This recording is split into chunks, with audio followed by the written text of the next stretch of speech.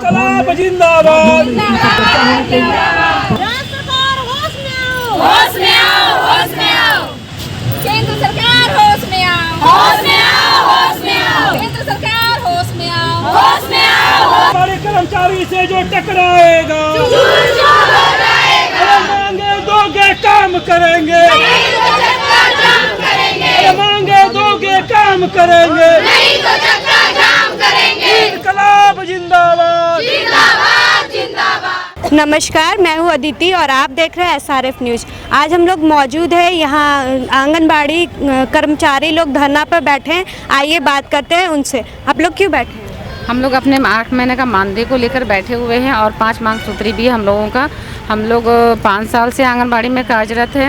हम लोग का मात्र न्यूनतम मानदेय 3000 है, जो लेबर से भी कम है।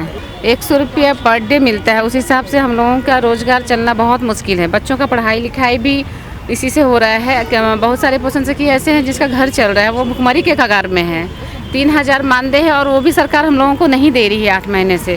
तो हम यही कहना चाहते हैं कि सरकार गूंगी बहरी बनकर क्यों बैठी हुई है। हम लोगों का 8 महीने का मानदेय पूरा करे ताकि सबका घर चले, रोजगार बढ़े। मतलब जो और ये भी मांग है कि 8 महीने का मानदेय देने के बाद हम लोगों का मानदेय बढ़ोतरी करे और हम लोग का ड्रेस दे, क्योंकि हम लोग घर घर जाते हैं तो हम लोगों को अपना पहचान नहीं है, एक ड्रेस नहीं है। तो हम सरकार से आग्रह करेंगे कि हम लोग का ड्रेस दे और 8 महीने का मानदेय का आग्रह नहीं, हम ये उनसे मतलब बोल रहे हैं कि हम लोगों का मानदेय दिया जाए, नहीं तो हम लोग उग्र आंदोलन करेंगे। और हम लोग मतलब सरकार के को अगर बना सकते हैं तो हम लोग सरकार को बिगाड़ भी सकते हैं। 8 महीने से मानदेय नहीं मिला है, उसमें हमारी इतना भूखमरी मतलब जिंदगी हो चुकी है कि मत पूछिए। हमारे कितने पोषण सखी के बच्चे को मतलब तबीयत खराब हो गया। उन लोगों को हमने मतलब कि पैसा यानी कि मतलब कि हम लोग फंड जमा कर करके हम लोग उसका इलाज करवाए हैं। वो बेचारी चतरा की पोषण सखी डेथ कर गई और इसका जिम्मेवार कौन होगा? यहाँ तक हम लोग को बीमा भी नहीं करवाया गया है।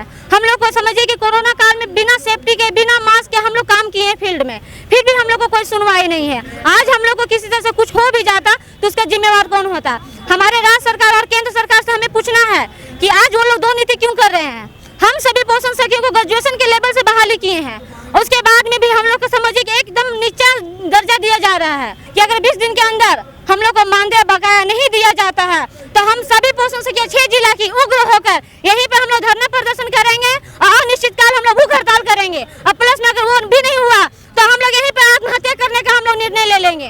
किस हाल में आप लोग हम लोग को 100 रुपया पर डे के हिसाब से रखे हैं, मैं यही जानना चाहती हूँ, जो कि हम लोग को मात्र महीना में 3000 होता है। आज हम लोग इतना ग्रेजुएट कर करके हम लोग पोषण सखी 3000 मानदेय उठाने वाली हैं।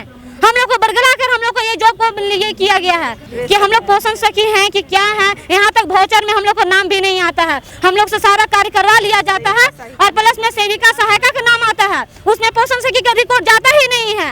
बस यही हम चाहते हैं और केंद्र सरकार और राज्य सरकार से पूछना चाहते हैं कि लोग दोनों आवंटन के बीच में हम लोग को पीस के रख दिया है कि वहाँ राज्य सरकार के पास जाते हैं तो बोलते आवंटन नहीं आया केंद्र सरकार से, और जब केंद्र सरकार के पास बोलते हैं तो आपको सेविका सहायिका के साथ में ही पोषण सखी का आवंटन जाता है। आखिर ऐसा क्यों?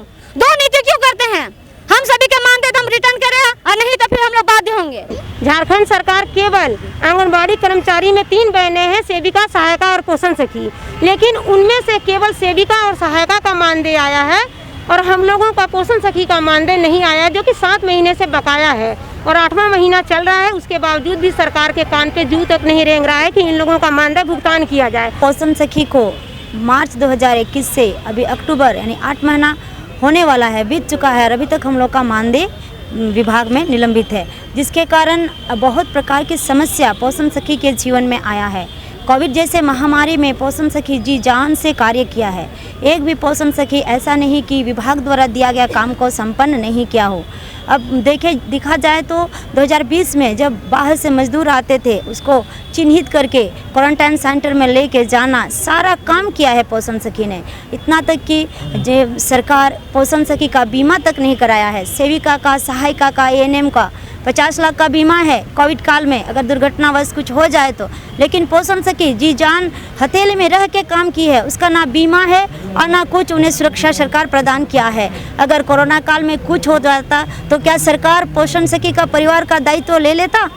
लेकिन इसका परवाह किए बिना आज पोषण सखी काम कर रही है। और अभी भी जो टीकाकरण का जो निकाल रहा है सरकार बार बार पूर्ण टीकाकरण, उसमें पूर्ण रूप से पोषण सखी सहयोग करी है। उसका विभाग का काम तो अलग है कि उसका जो जिस काम के लिए उसका चयन किया गया था, यानी कि कुपोषण को हटाने के लिए, उसमें वे जी जान के लगाई है। और देखिए कि आज कह सकते हैं कि दुमका जिला में आज कुपोषण का जो स्तर है बहुत कम, और सभी अच्छे जिला में है। अभी सभी जिला में कुपोषण अब पूर्ण रूप से मैंने लगभग करके कम हो रहा है या कम हो ही गया है।